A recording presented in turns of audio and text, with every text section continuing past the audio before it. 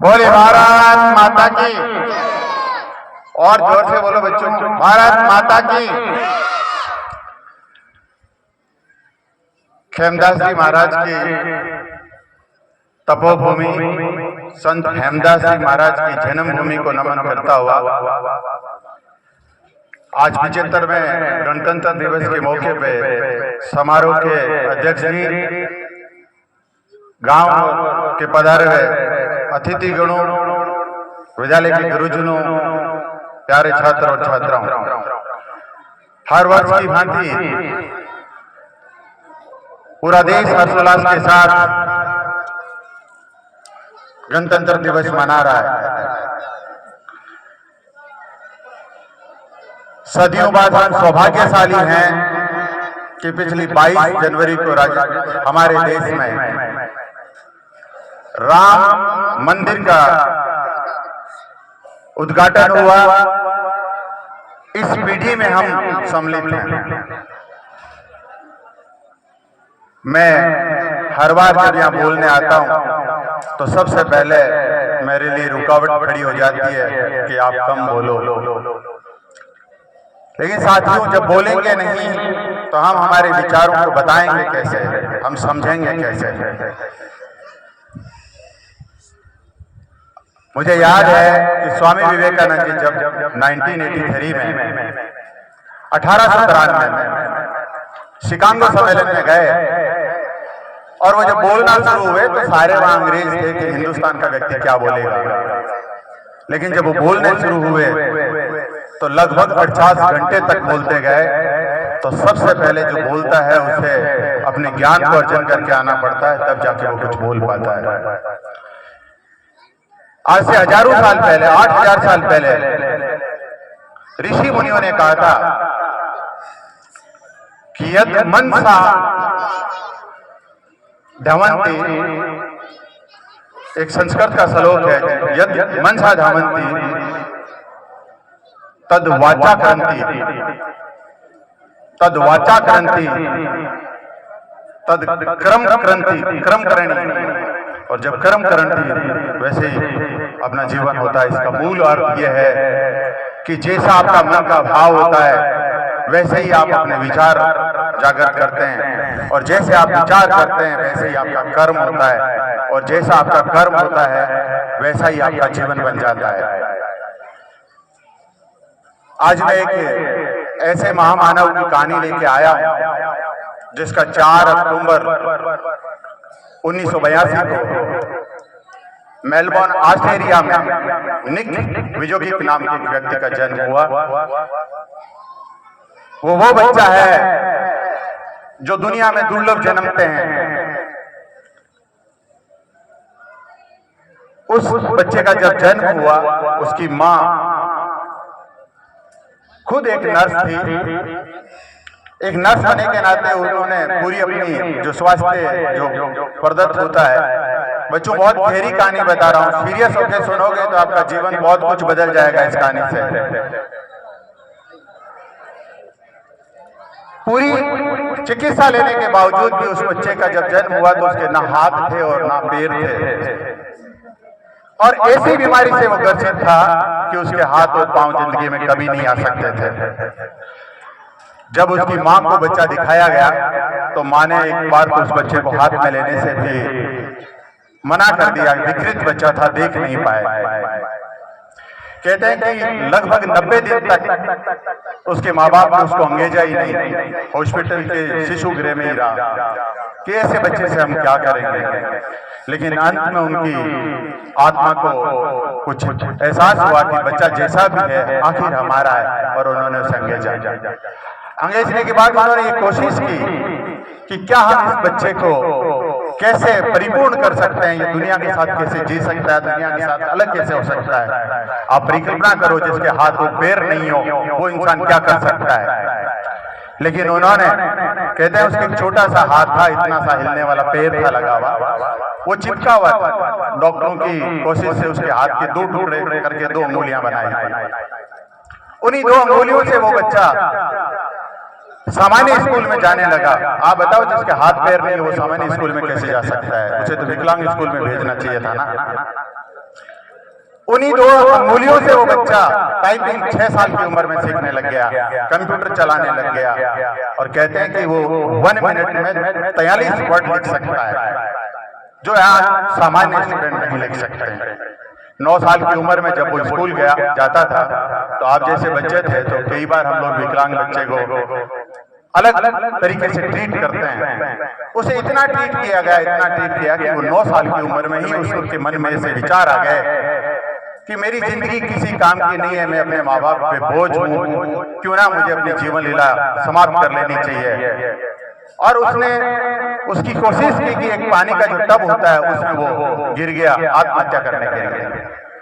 लेकिन जब वो पानी में डूब रहा था तो उसके माँ बाप ने देख लिया और उसे बाहर निकाला। बाहर निकालने के बाद उसे दुनिया के विकलांग लोगों में से जिन्होंने अच्छा किया उसकी एक आर्टिकल उस बच्चे को पढ़ाया गया। उसकी माँ ने उस आर्टिकल को पढ़ाया। उसके बाद उस पर विशेष ध्यान दिया गया। कहते हैं कि बच्चा 17 साल की उम्र में जब स्कूलिंग में था, तब स्कूल के कहते हैं किसी से सीख सकते हैं। स्कूल के चपड़ासी ने उसे कहा कि वो जब स्कूल जाता था तो उससे बात करता था, तो चपड़ासी ने कहा आप लोगों को बोल करके कुछ सिखा सकते हो।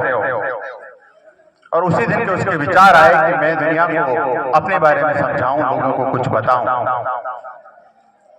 जैसे आज वो महान मोटिवेशनल है जिसकी मात्र 42 साल उम्र है। एक बार तो कनाडा में उसे सुनने के लिए 1 लाख लोग आए।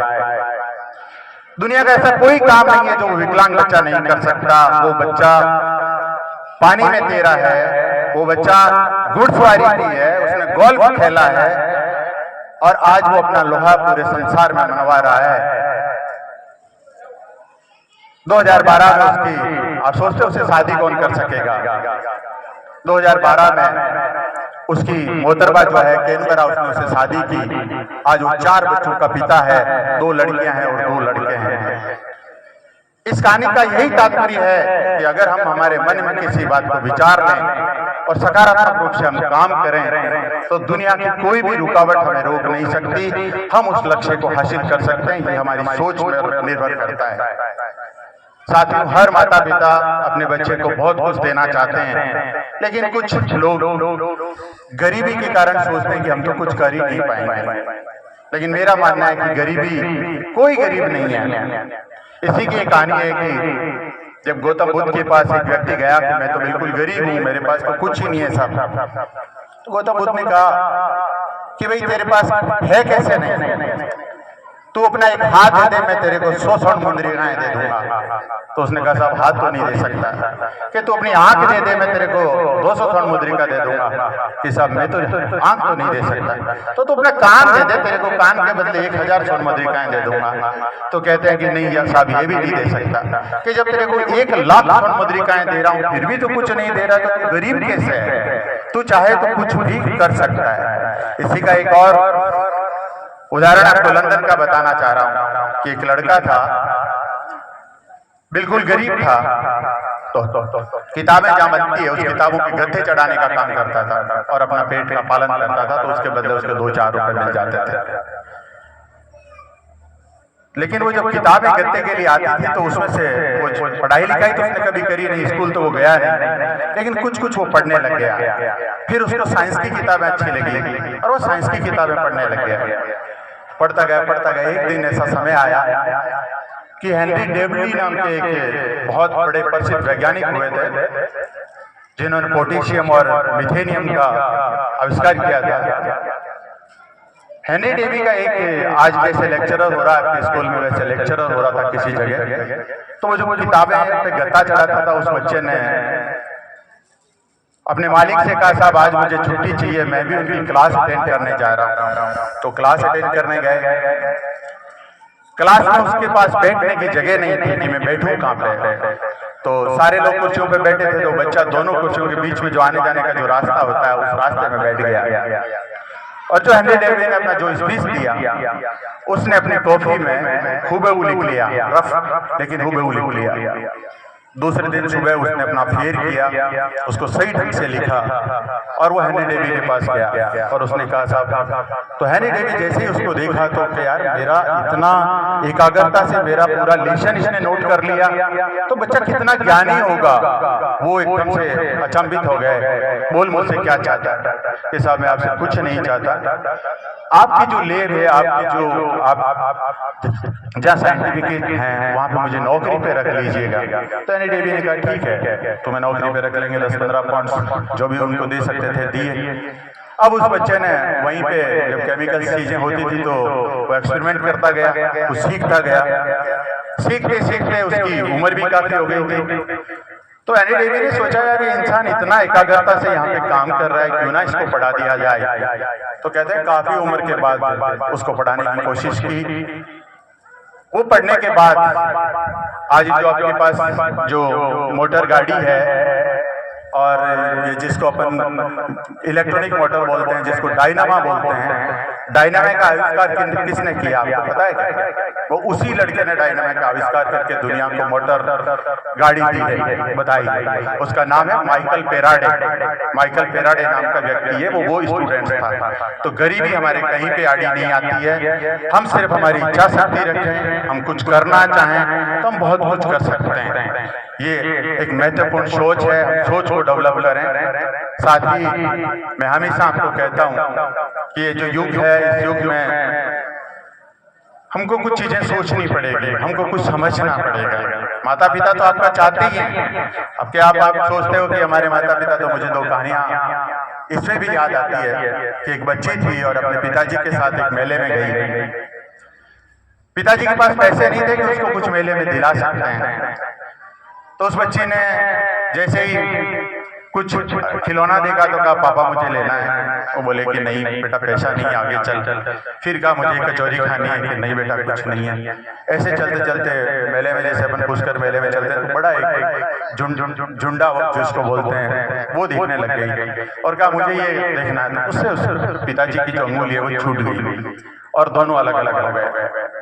फिर थोड़ी देर से बच्चे अपने पिताजी को ढूंढती गई कि वो पिताजी नहीं मिले। तो वो बहुत जोर जोर से चिल्लाने लगी और रोने लगी कि नहीं मेरे पिताजी कहाँ हैं, मेरे पिताजी कहाँ हैं। फिर पूरे मेले वालों ने उस बच्चे को कहा बेटा देख रसगुल्ला खा ले, नहीं मुझे मेरे पिताजी चाहिए। कि बेटा झुंडा झूल लेके, नहीं मुझे मेरे पिताजी चाहिए। जो चीज उसको पिताजी के होते हुए चाहिए थी, वो पिताजी जैसे ही दूर गए तो उस बच्चे को वो सारी चीजें बेकार लगने लगी। ऐसे ही आपके माता पिता आपके लिए बहुत इंपॉर्टेंट हैं और आप इसके लिए बहुत कुछ कर सकते हैं, ये आपकी सोच में होना चाहिए। दूसरी कहानी, जैसे हमारे टॉपर स्टूडेंट्स होते हैं, वैसे एक लड़का था जो इंटेलिजेंस के कारण उसने टॉपर किया स्कूल में। तो दूसरी बात जो हम नहीं समझ पाते हैं, मैं वो बात समझा रहा हूँ, दूसरा पहलू समझा रहा हूँ आपको। तो टॉप किया उसने। तो आज जैसे हमारे फंक्शन होता है वैसे फंक्शन हुआ उसका कि पिछले साल हमने सीमा का फंक्शन किया। तो उसके पिताजी ने बोला तू क्या चाहता है मुझसे? कि बाबा मेरे सारे दोस्त कार लेके आएंगे, आप मेरे लिए कार लेके आओ। अब पिताजी इतने सक्षम नहीं थे कि वो कार ले सकते थे, लेकिन बेटी की इच्छा थी तो उन्होंने अपना घर गिरवी रख करके कार खरीद ली। कार चलाना तो जानते नहीं थे। डिब्बे में एक भागवत गीता किताब और उसकी चाबी लेकर के आया।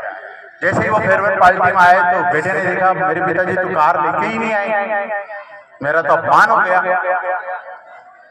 और उसने अपने पिताजी को धक्का मार दिया।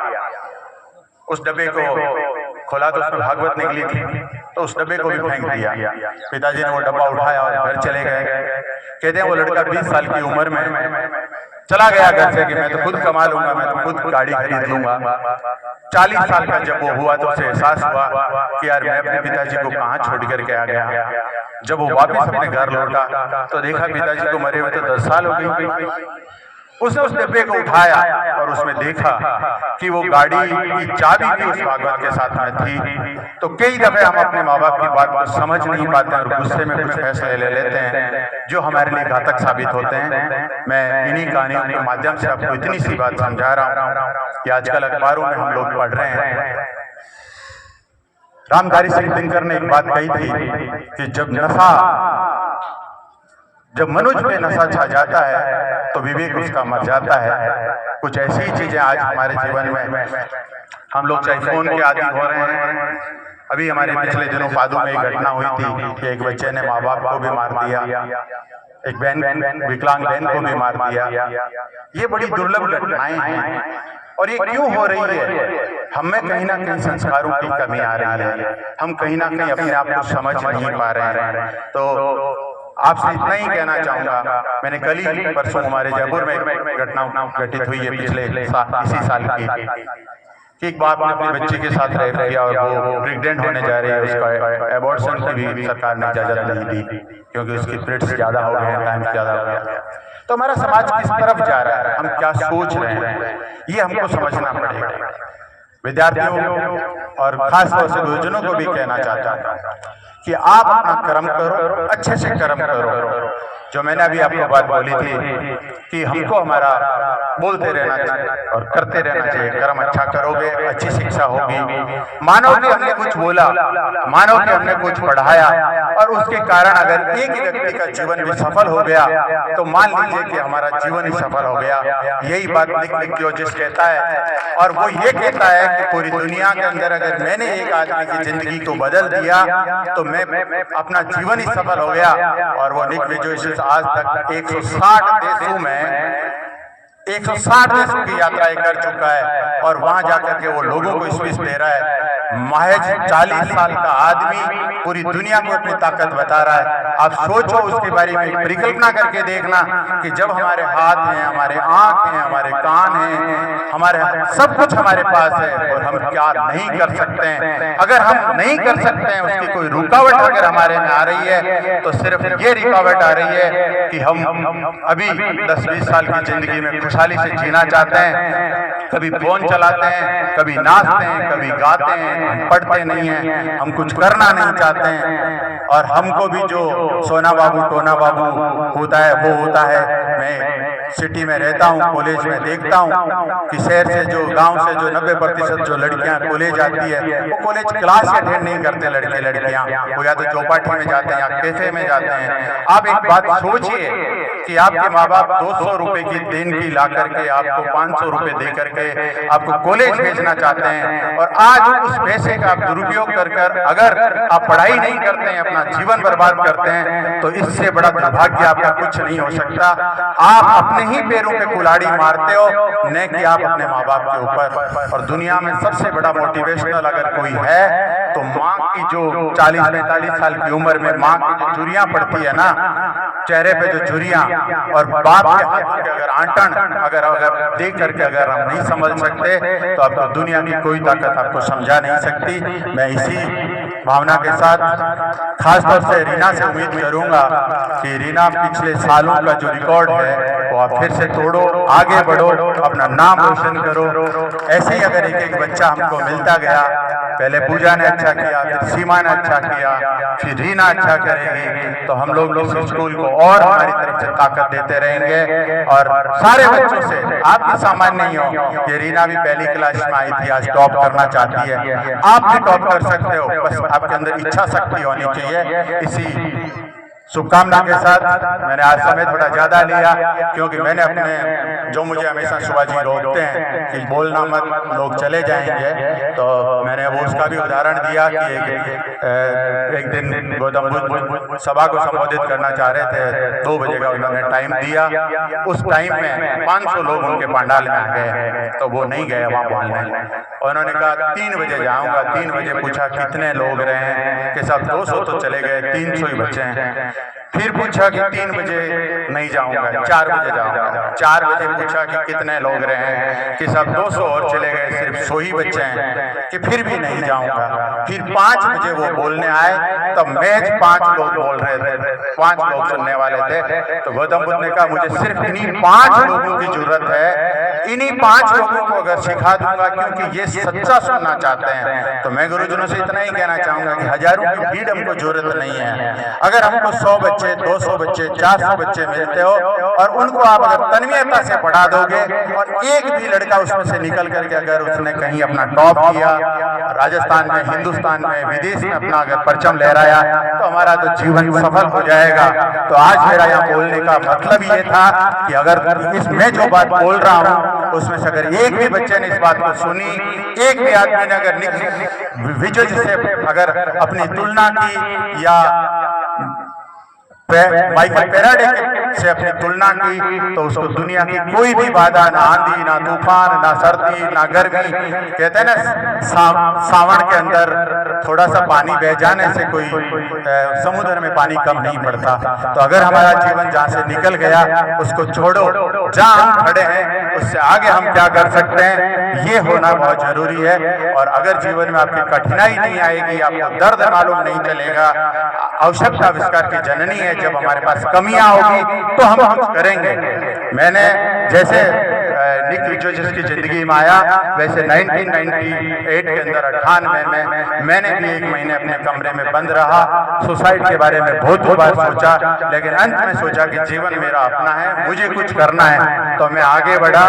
जीवन में जब जब मैं विचलित हुआ हूँ, इस साल भी मेरे 6 जनवरी 2024 को एक घटना मेरे साथ ऐसी घटी कि मुझे लगा मेरा जीवन व्यर्थ है, मुझे नहीं जीना चाहिए। लेकिन उस घटना के दूसरे ही दिन मेरे सामने निक विजोयस की कहानी आई और मैंने उसे अपने आप को फिर से कोशिश की है कि यार जिंदगी अपनी, हम दुनिया को अपनी ताकत दे सकते हैं। और नए सिरे से सोचा है मैंने कि मैं दुनिया को अपना लोहा कैसे फिर से बना सकता हूँ। दुनिया एक चीज नोट कर लो, आज नोट कर लो कि अगर आप पागल बने ना, जैसे ताशा खेली और आपने हर आदमी एक रद्दी की, आपने किताब देखी है, किताबों में कॉफियां होती है, एक रद्दी की कॉफी होती है, रद्दी की कॉफी में सब कुछ लिख देते हैं, वो सबके काम आ जाती है। और अंत में सबसे पहले कौन सी कॉफी फेंकी जाती है, रद्दी की कॉफी फेंकते हैं हम, जिसको रब कॉफी बोलते हैं। तो अगर आपको कुछ करना है तो आपको अपनी ब्रांड बनना पड़ेगा। मैं मुनि आदित्य सागर जी महाराज को सुनता हूँ, तो मुनि आदित्य सागर जी महाराज कहते हैं कि आप ऑप्शन मत बनिए। जब हम कभी सवालों के उत्तर में ए बे से 4 या 3 होते हैं कि सब 10 में से किस लड़के को चुनना है, तो ऑप्शन नहीं बनना है, ब्रांड बनना है कि चुनने वाले को सिर्फ मुझे ही चुनना पड़े। ये अपने में ताकत होनी चाहिए, ये हमारी सफलता है। तो इसी के साथ ही आपको बहुत कुछ मैंने आज कहा है और इसी से आपको सोचना है, नए सिरे से सोचना है, आज से शुरुआत करनी है। निरंतरता अगर आप अपने जीवन में लाओगे तो बेहतर अपना परिणाम पाओगे। गाड़ी, घोड़े, बैल, मालिया ये सब यहीं रह जाएंगे, लेकिन अगर आपने कुछ अपने जीवन का उद्धार कर लिया तो आप दुनिया में भी आपका नाम रोशन होगा। छोटे से छोटे, मैंने पिछली बार आपको बताया था कि सफन हसीन जो गुजरात का लड़का था, वो फाइनल जब एग्जाम देने गया था तो उसी दिन उसका एक्सीडेंट हो गया था। लेकिन एक्सीडेंट के बाद उसके पास 2 ऑप्शन थे कि वो हॉस्पिटल जाए या एग्जाम देने। वो एग्जाम देने गया और वो IPS बना। तो ये हमको चूज करना है कि हम अच्छा करें या बुरा करें, और जो बेहतर करेगा उसको बेहतर ही मिलेगा। कभी कोई अंधेरा जो होता है ना, उसके बाद उजाला जरूर आता है और अच्छे के लिए ही आता है। इसी के साथ आपको बहुत बहुत आज शुभकामना के साथ, मुझे दूसरे स्कूल भी जाना है, पर मैं काफी समय निकाल करके आज यही सोचा कि मैं कुछ अच्छा बोलूं, अच्छा दूं, ताकि सबको समझ में आए। इसी शुभकामना के साथ बहुत बहुत धन्यवाद। थैंक्स।